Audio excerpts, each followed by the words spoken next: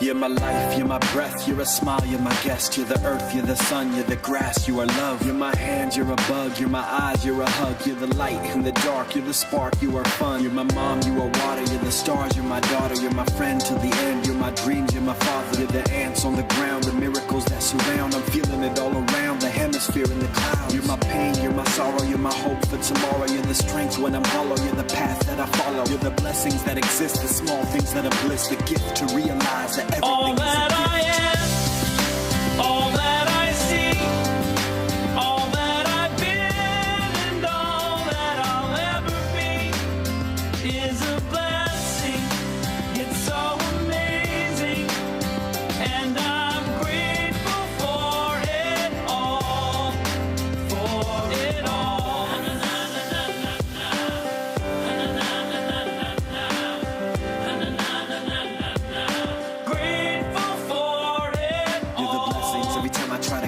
You're the lessons that I learned every time I turn around. You're the water when I'm burned, every time I think I found everything I'm looking for. You're the sign saying stop to take a bow and keep moving forward and start looking towards your heart.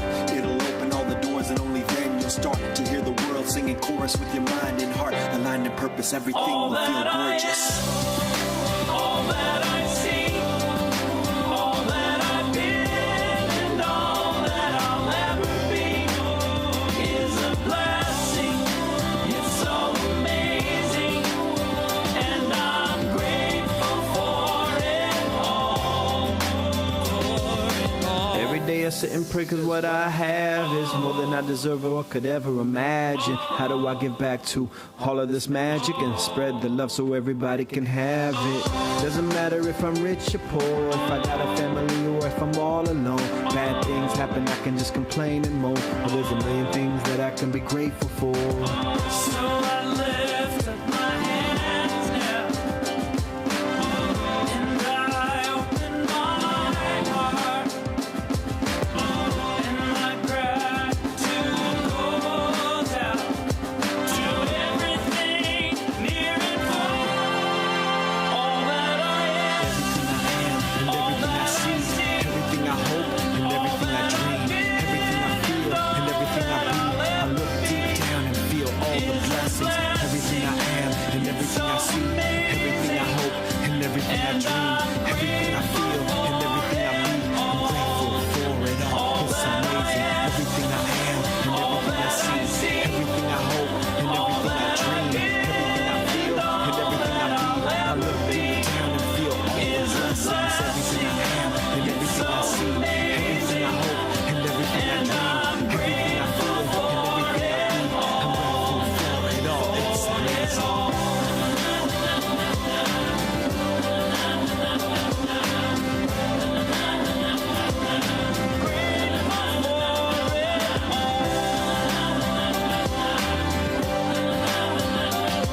You're the blessings that exist, the small things that are bliss, the gift to realize that everything is a gift.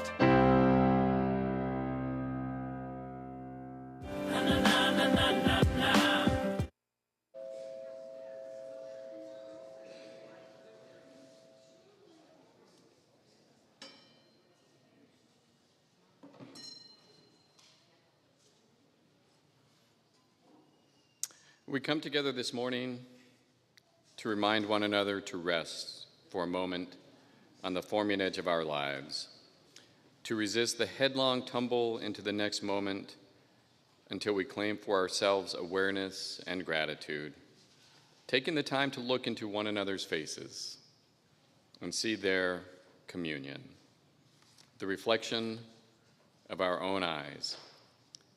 This community of laughter and silence, of memory and hope, is hallowed by our presence together. We'll begin our service by lighting the chalice. If you could read the chalice lighting words with us. We kindle this flame, symbol of our faith, for the light of truth, the warmth of community, and the fire of love, which calls us to work for justice. Welcome on this beautiful fall Sunday in November to Valley Unitarian Universalist congregation. I'm Joel Sanis, and I am the worship associate for today's service. I use he, him pronouns. Normally, we have our young people in the sanctuary until time for all ages, but today, all youth activities are in the real estate. I used a abbreviation in the RE area.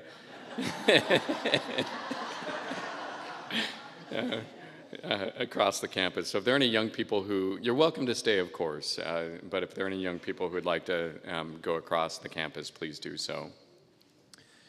On this day, we celebrate our tradition of a communion before the Thanksgiving holiday. Valley Unitarian Universalist is a welcoming congregation. We also practice thankfulness as a part of our congregation's spiritual practice. Whether you're here today full of gratitude or feeling disappointed, maybe a little bit grumpy, you are welcome here. Whether you're the type of person who always seems to be happy, we have a lot of you here, or you need this time for personal reflection, you are welcome here. Older or younger, whatever your gender identity is or sexual orientation, regardless of your economic situation, you are welcome here with an open heart. Let us take a moment, if we could, to have us all say hello and good morning to our friends and members online. You can wave to them. It's this camera up here. Welcome, everyone who is watching our services on YouTube today.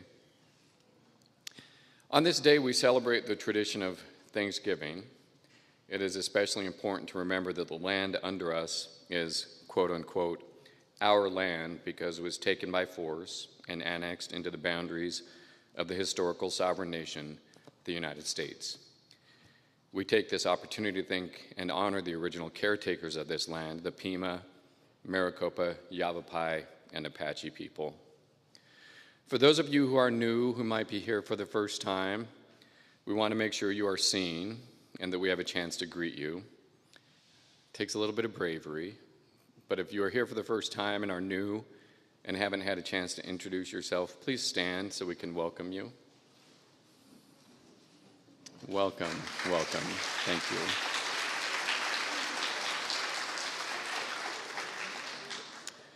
We offer, for the new members, people who are new here, after the service, you will see a welcome circle. It's usually in that back corner. And you can talk to some of our members and learn more about our congregation. We offer pastoral care for members and friends who may need a listening ear to be directed to resources for their care. Today, our in-person pastoral care associate is Carlin Knight, here in the front. Thank you, Carlin. Carlin is in the sanctuary, and Lisa Bonin is on YouTube. Carlin will be available after the service if you would like to talk to her, and you can find Lisa's name in the comments chat. If you send Lisa a private message, Lisa will follow up with you on YouTube. If during the service you need a break or you have a child, there is a comfort room right over here to your left where you'll be able to view and hear the service from the comfort room. Now let us settle into our service with our opening hymn. Good morning. This morning we're going to sing our thanks with number 1010 in the teal hymnal, if you have one. Please rise in body or spirit. Sing with me, or there's a little echo that you can do as well.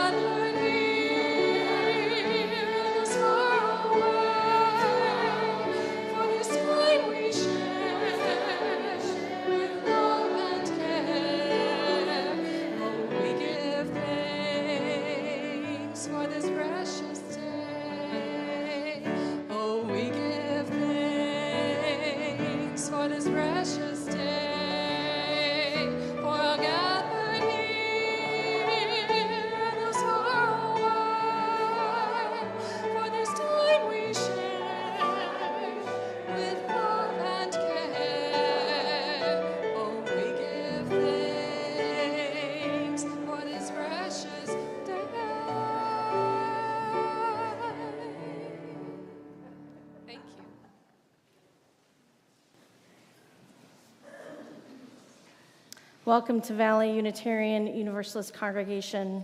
I'm Reverend Sarah Oglesby-Dunegan, she, her. I'm the settled minister here.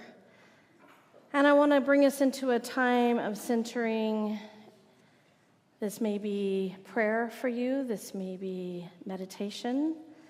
This may be a time of curiosity, if you're not sure which of those things you would even want to do.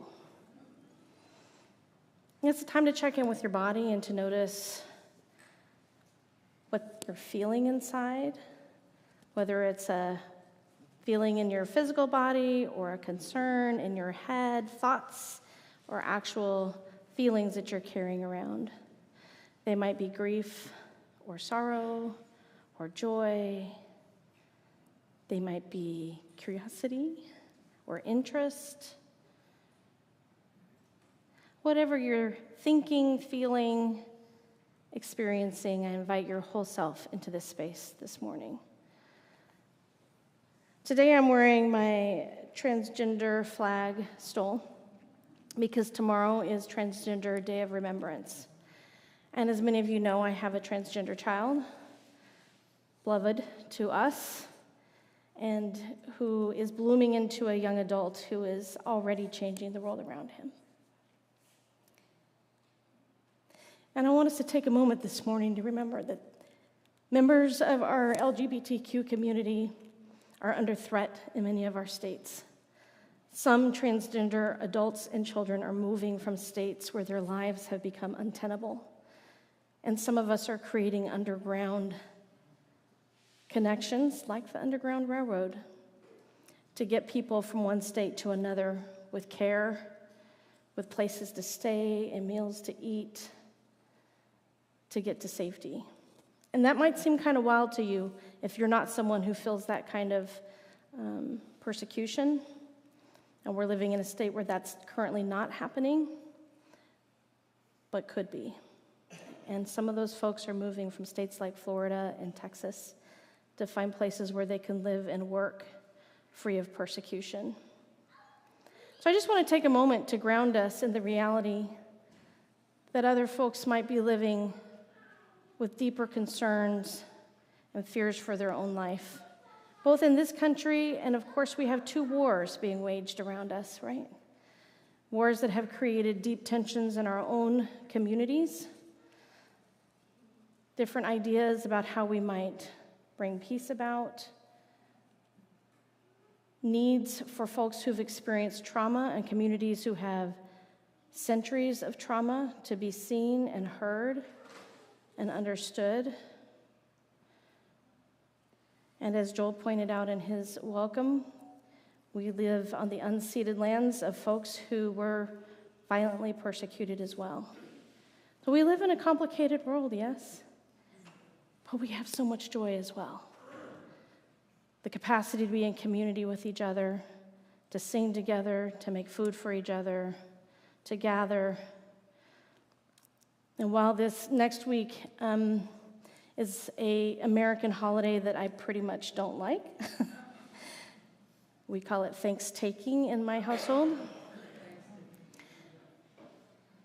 I do recognize that in our community, for folks who are not Christian, this is one of the few American holidays that Muslim communities, for example, participate in and feel welcomed into. And so I invite you to adapt how you think about some of these holidays and some of these times together, to take into consideration the challenges of other people around you and still find the ways that are meaningful to celebrate, the ways to connect with family members, the ways to connect with your own needs. That's a lot. So let's take a moment to take a couple deep breaths together.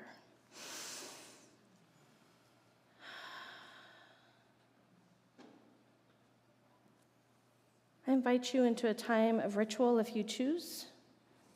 If you're new, we have a fountain that represents the living waters of this community.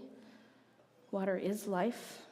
If you'd like to add a drop of water to it this morning or move a stone into the water, I invite you to do that. If you'd like to light a candle, and there's stones and stand over here that you can move a stone in.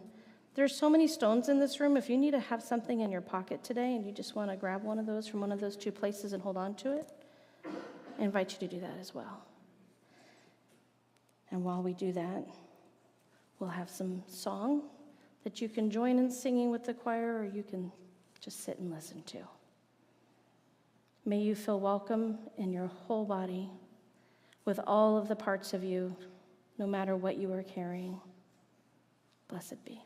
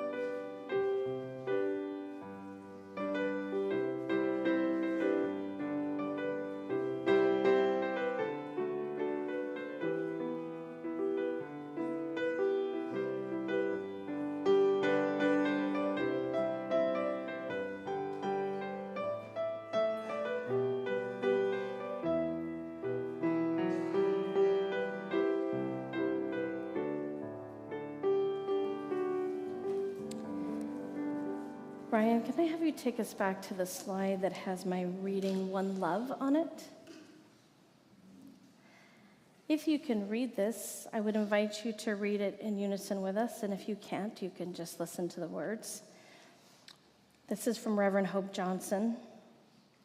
She says, "We are one, a diverse group of proudly kindred spirits, here not by coincidence, but because we choose to journey together, learning to love our neighbors, learning to love ourselves, apologizing and forgiving with humility, being forgiven through grace, creating the beloved community. Together, we are one." Thank you.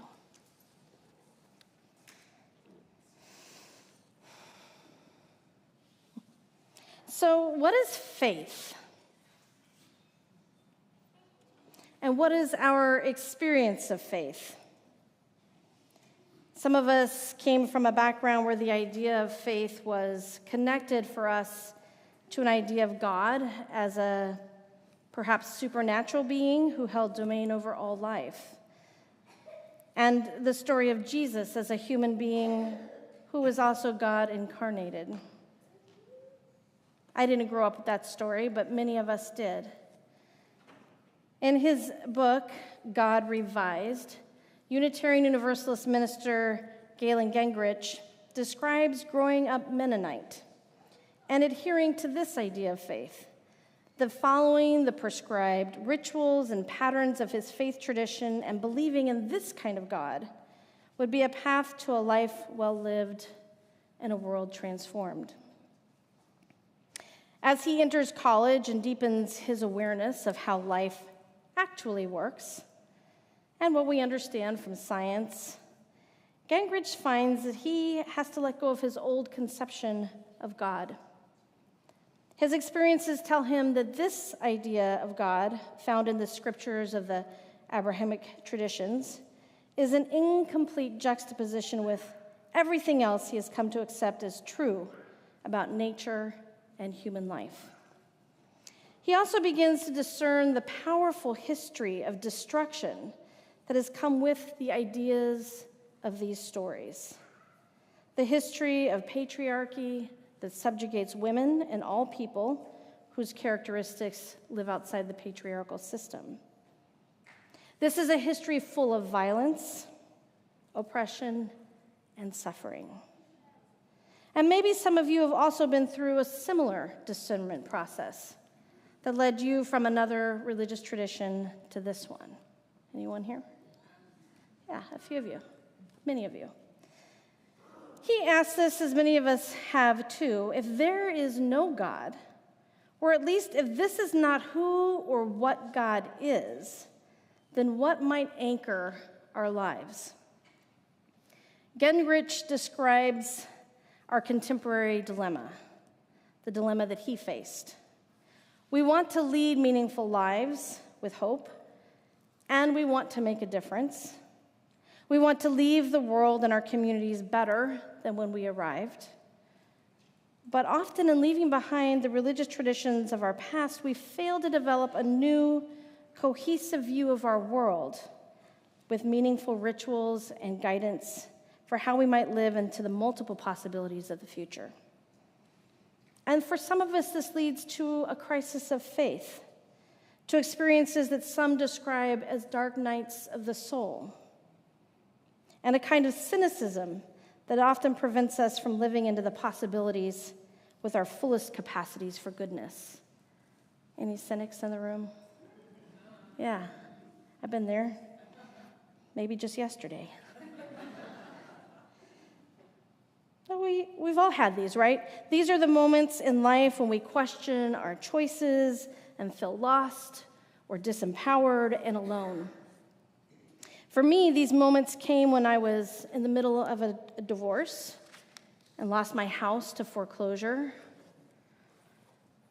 or when I was a single parent and feeling very isolated at times.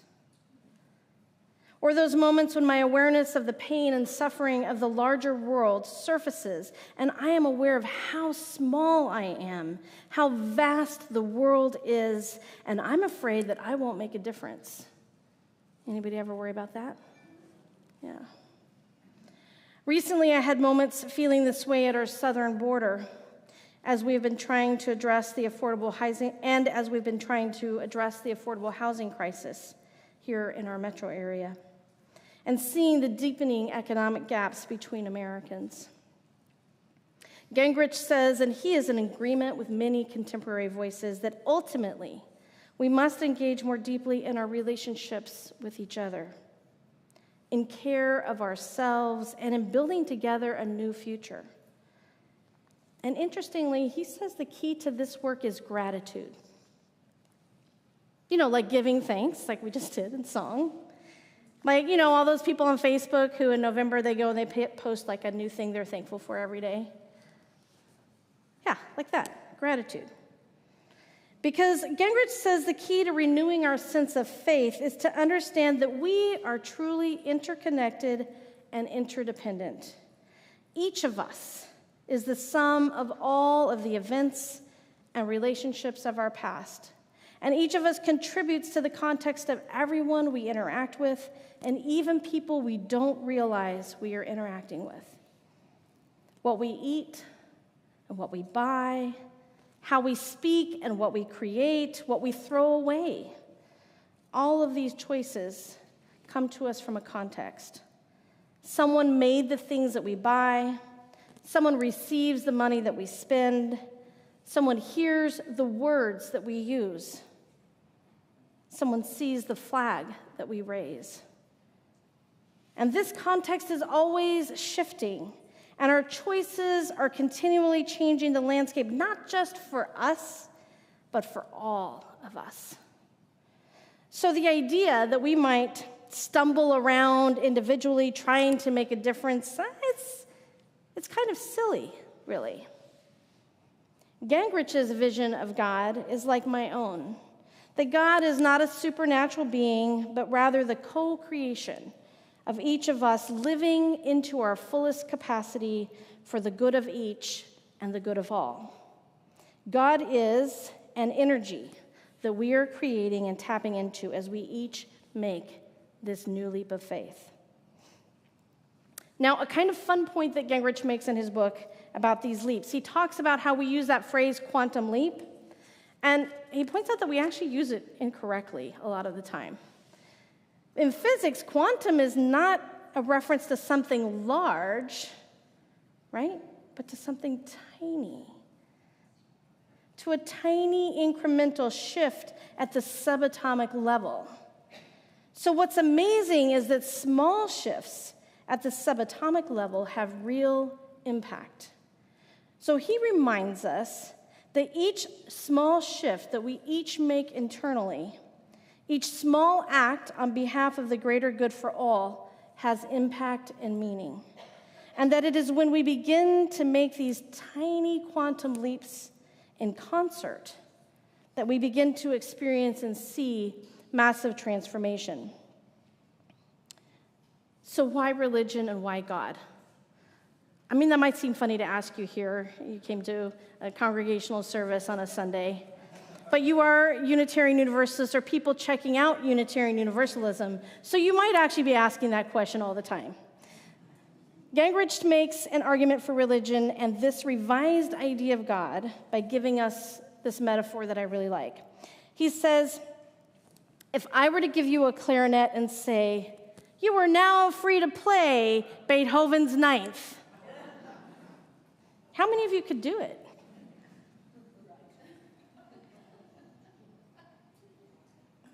You wouldn't be able to do it, especially not by yourself, right? There's not just one part in that piece. Freedom, he says, is a function of our connectedness and sense of belonging. It's not separate from it. We can only play Beethoven's Ninth when the context is there. We've had lessons, we've practiced, we have other musicians that will play with us who've also practiced. And Beethoven's Ninth actually exists. Somebody did actually write it, right? We can't say that we've played Beethoven's Ninth when we've played a couple measures on the clarinet part, or we've just listened to a recording of it, or we've, read about it. We know it exists, right?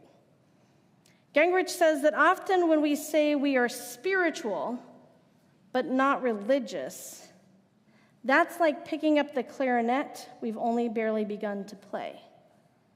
We need to engage with purpose and to engage in the context of a community that shares that purpose. And to be a living, vibrant religious path or faith community, we need to be working toward the greater good for all, because this is also, in the end, the greater good for each. This is the truth about interdependence and why our choices matter. Gratitude connects us to interdependence, and then we can see how we make a difference, even when our quantum leaps are tiny. So being part of a congregation, a community of faith, is an opportunity to create a powerful context from which to live your life and to make a difference in the world, because it's no longer just you and your clarinet. We are the orchestra, and while we each have different parts to play and different gifts to bring, together we can play something beautiful and make a difference for other people.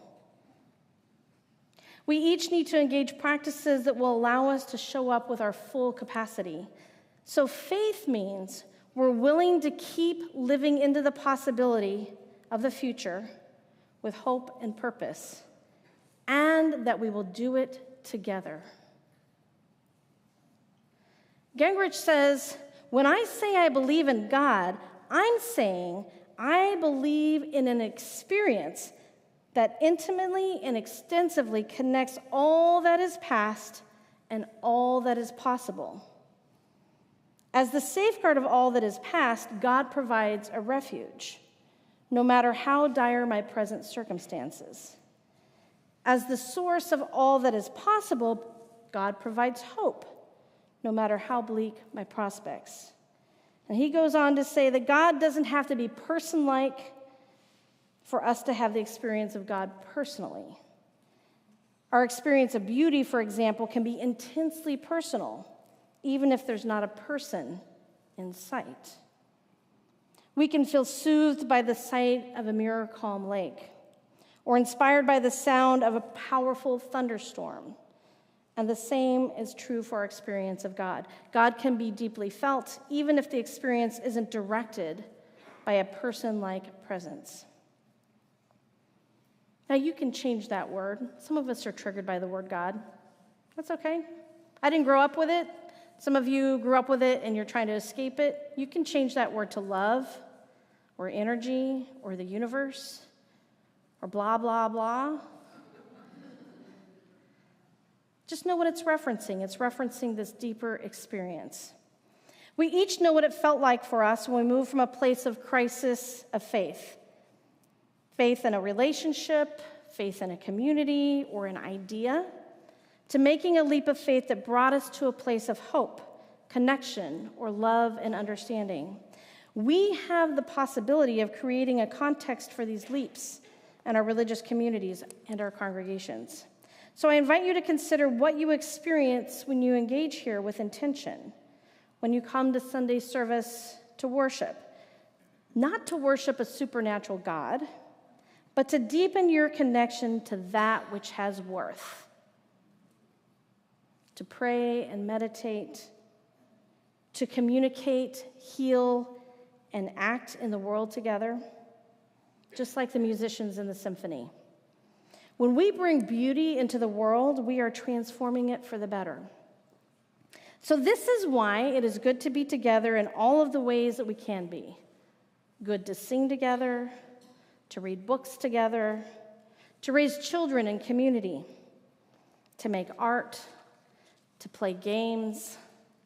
This is why it's good to show up to VIP actions like we did last week, and city council meetings together, and to build an immigrant action team together, or provide a place for folks to sleep who don't have a home. This is why we meditate and pray and share silence, why it's good to dance and join committees and build together. Faith is not a solo activity. Faith is not a solo activity, and faith can't exist without gratitude and interdependence. When somebody asks me why I engage in the work of organizing with Valley Interfaith Project or the mission of Ascend that houses folks in this very room once a week, or in solidarity with the LGBTQ community, or to learn about the hardships and struggles for those immigrating here, I try to explain that it is embedded in my sense of faith that all of us matter, that organizing for a stronger community with others is what my faith calls me to do, and that my life matters more when I make other people's lives matter. That discrimination against people for any reason, because they are experiencing poverty, because they look or love differently, or are differently abled, because they are older or younger or come from another country, it is ultimately discrimination against my own experience of being human. The rainbow flag isn't about being gay. It's about honoring the diversity of human experience as sacred and beautiful. Amen. I find God in that rainbow. Gingrich says it this way: to say that we are in the presence of God in this world is not a metaphor. We are the face of God in this world and God's voice and hands. God changes outcomes in this world only as we change them. God is not an independent agent. In other words, God depends on us. The active agency of the divine life emerges through our choices and actions. This understanding of God is hard to accept, but not because it requires us to believe something about God. Rather, it requires us to believe something astounding about ourselves. That we are the divine in human form. And this is why when people ask me if I am a humanist or a theist, I say yes. Gingrich says that faith in God is faith that our experiences, however difficult or sublime, have genuine and abiding significance. What other purpose can you see that we have to be here together on this planet, in this community, even in this room? I believe that we come together because we share a vision for what could be, what we could create, if we could harness our collective potential. The vision we share is what pushes each of us to grow and to deepen, just as it pushes the larger community to grow and deepen, to address our pain and challenges and needs from a place of abundance instead of scarcity. Writer Anne Lamott says, "The people I know who have purpose, heart, balance, joy, are people with a deep sense of spirituality, people banding together to work on themselves and for human rights." This is the meaning of faith. This is the experience of faith. We are the possibility of transformation, the gift the universe has given itself. And today we have the opportunity to renew that faith and our commitment together to working together to meet that vision.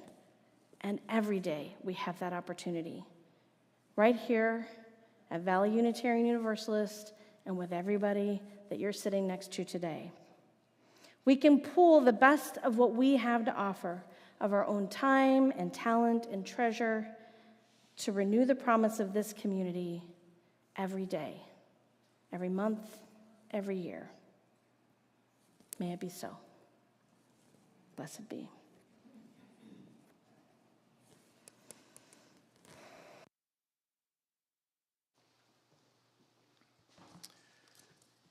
Today is our yearly tradition. We have traditions in our congregation that we've done year after year, and traditions really give us a sense of belonging to our congregation. Our yearly tradition is a sharing of communion of cornbread and juice from apple trees for Thanksgiving. Thanksgiving, the word, is beautiful. It has a sweet sound and a poetic rhythm. Its synonym is gratitude, but between the two words, I think Thanksgiving as a word is more sublime. I'm personally skeptical of Thanksgiving, the holiday. Even as a young person, I thought the harvest celebration between the Wampanoag and the Pilgrims in 1621 was a prelude to the shameful wars against the first people in this country. So today, we focus on the word, thanksgiving, to give our thanks.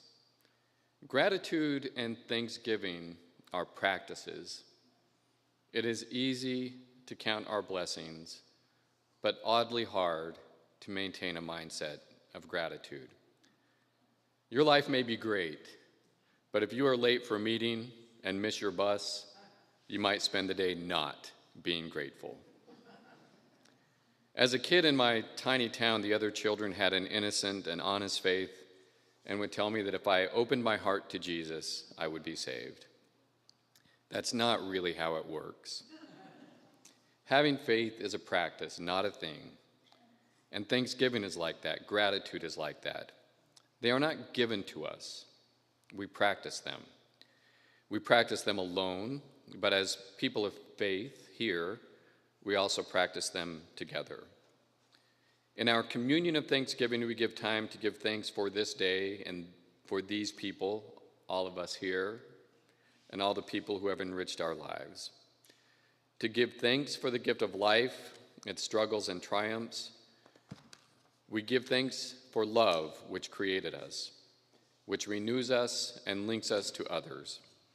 We give thanks for the spirit of creativity that inspires and encourages.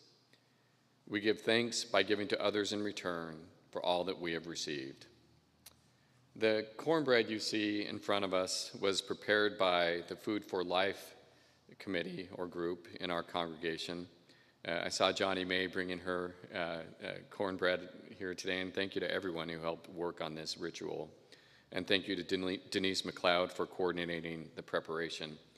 It's a vegan cornbread out of respect for the independent web of existence of which we are all a part. Practically, there is a selection in the middle that is gluten-free. I didn't know cornbread had wheat until Jenny told me that it does today. As we enter into the ritual, we invite you to put away the pressures of the world that ask us to perform, to take up masks, to put on brave fronts. Silence the voices that ask you to be perfect. This is a community of compassion and welcoming. You do not have to do anything to earn the love contained within these walls. You do not have to be braver, smarter, stronger, better than you are in this moment to belong here with us. You need only bring the gift of your presence, your seeking mind, your open heart. Bring all that you are and all that you love. Let's share ourselves with each other. Blessed be. Now we will begin the cornbread communion, and Reverend Sarah and I will read a paragraph, and it's a responsive reading. The congregation will say, "We give thanks this day." For our community gathered here, for the Spirit that called us together and drew us to this place. We give thanks this day. For moments we have shared with each other, for times when we have reached out across barriers of distance and fear, for times when others have reached out to us, for moments when we have discovered another along our path. We give thanks this day. For this community of celebration and growth, introspection and solitude, and for those moments of that peace which passes all understanding. We give thanks this day. For our gathering together out of distant places, for our weaving together out of many separate selves, this hour of celebration and worship. We give thanks this day. For the blessing of food, a need shared by everyone, rich or poor, young or old, and all points in between. We give thanks this day. for the abundance of that food which brings with it the promise of the hungry being fed. We have enough to feed all who are hungry if we decide to. So for the promise of the justice we shall continue to work to create, we give thanks this day. So now I will invite y'all to come forward down the two center aisles to just row by row. We'll begin with the front row. You'll gather some cornbread and juice, and there'll be some folks up here to help you with that. And then go back on the outside if you can. You know, outside and then back down. So you'll make a circle. Don't bump into each other. If you're online, we invite you to grab your own bread and beverage and partake as well. And as we do this, we will also be led in song. So if you're not eating or walking to pick up your food, you can join us in singing our two chants.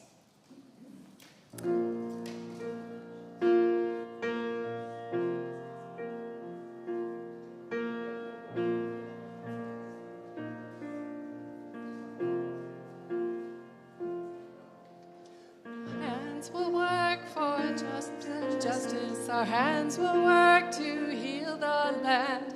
Gather round the harvest table. Let us feast and bless the land. Our hands will work for peace and justice. Our hands will work to heal the land. Gather round the harvest table.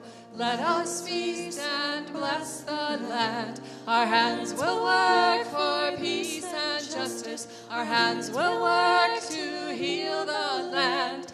Gather round the harvest table. Let us feast and bless the land.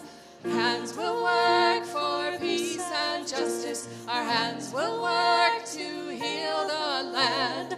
Gather round the harvest table. Let us feast and bless the land.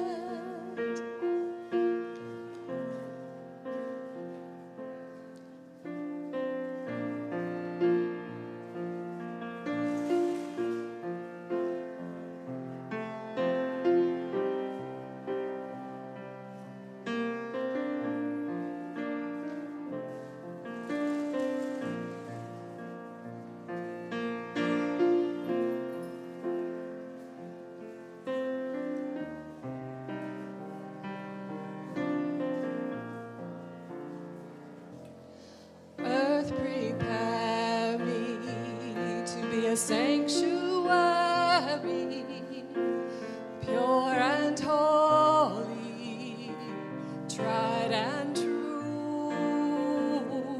With thanksgiving, I'll be a living sanctuary for you. Earth, prepare me to be a sanctuary, pure and holy, tried and true. With thanksgiving, I'll be a living sanctuary for you. Earth, prepare me to be a sanctuary, pure and holy, tried and true. With thanksgiving,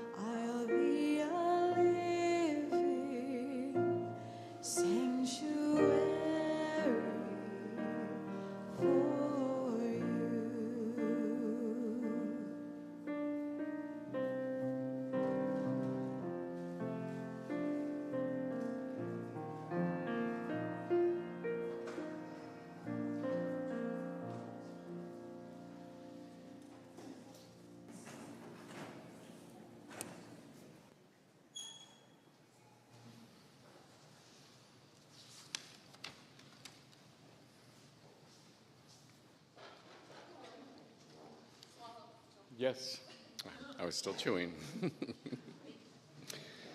Valley Unitarian Universalist is an independent congregation and a member of the National and International Unitarian Universalist Association.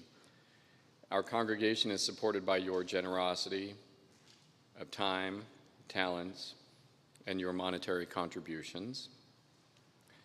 They all go to support all that Valley Unitarian Universalist congregation does here, like today, and in our community. The ushers will now take the offering. And for those of you who would prefer to make an offering online, the information is on the slide right here. Thank you so much for your generosity.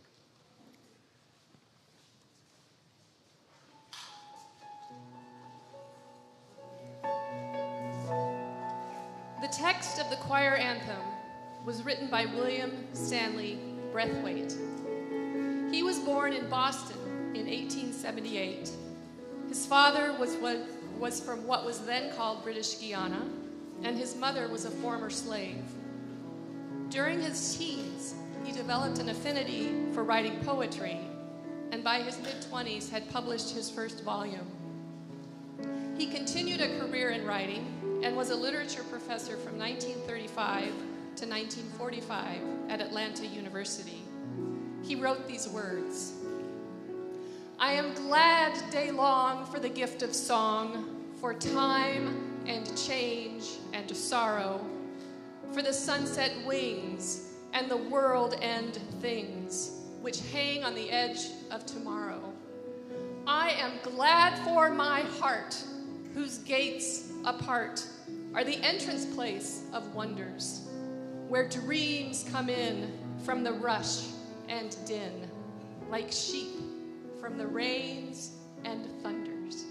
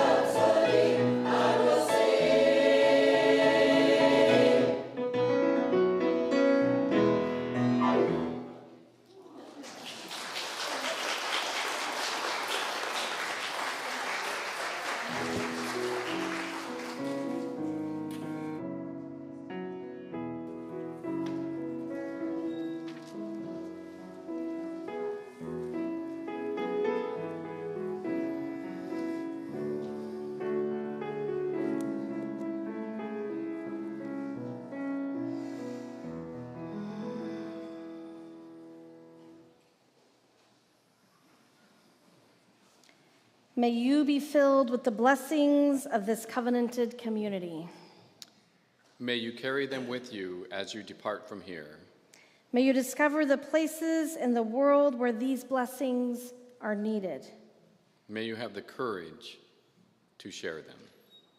May there be an open place within you to receive the blessings of the people whom you will meet along the way. And now we invite you to join us in a final song. I have a little note about this hymn. It goes lickety-split. There are 4 verses. There are a bajillion words. And it was written in a key that I don't sing very well. So Christy, in about 10 minutes, transposed it. So, yay for Christy. So we'll see how this goes. Please rise in body or spirit. We'll sing number 354 in the gray hymnal. We laugh, we cry. I love the transparency.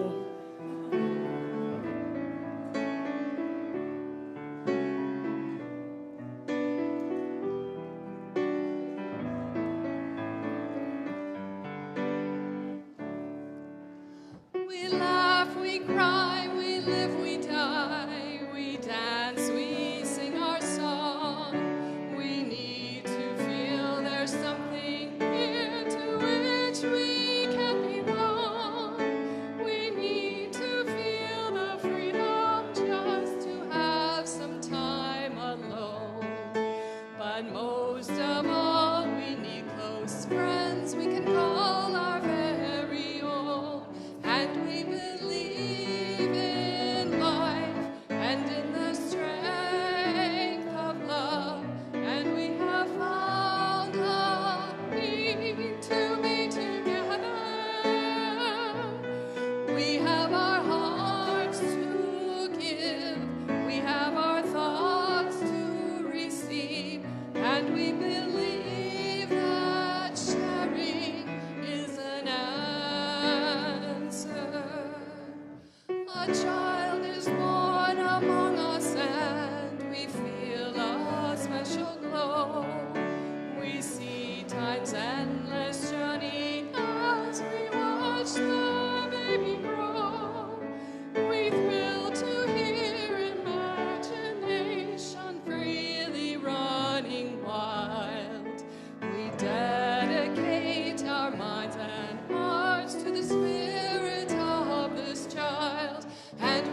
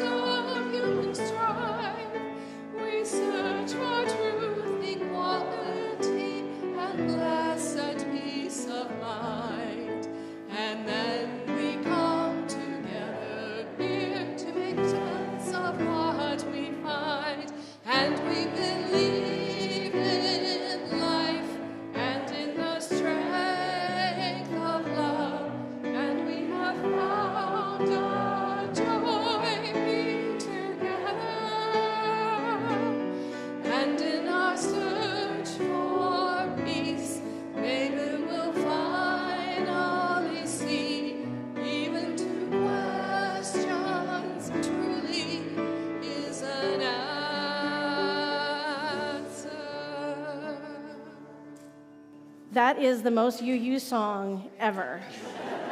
It is long, it has many thoughts in it, and it ends with a question as an answer. Tell them that you think it should be a drinking song. And it could be a drinking song. Just saying, I mean, even if it's just apple cider. Cheers to you. We believe in life. All right.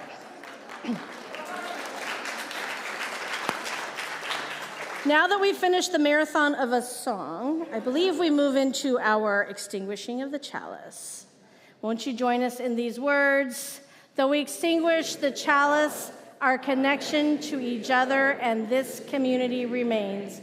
May its light guide us this week as we walk the path of justice, speak words of love, and fill our world with compassion until we meet again. Go in peace. And before you go, let me just tell you that next week we're doing a very different thing. It's going to be called Flip the Church. How many of you have read Happenings?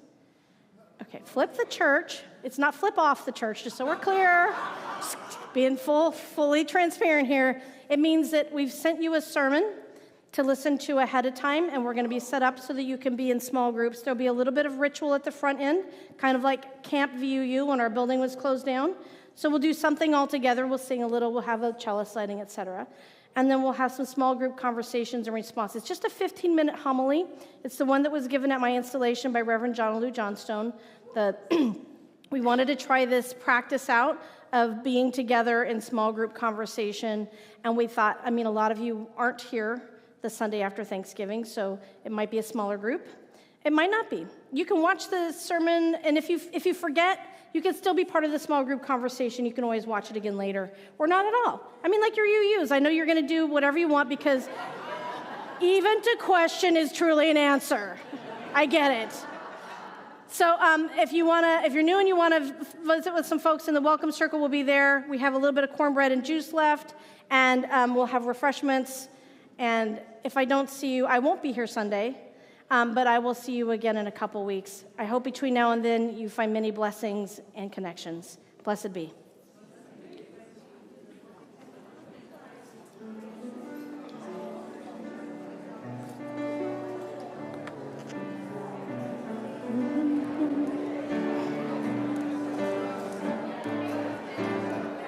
We give thanks for this blessing. Your cornbread's back here.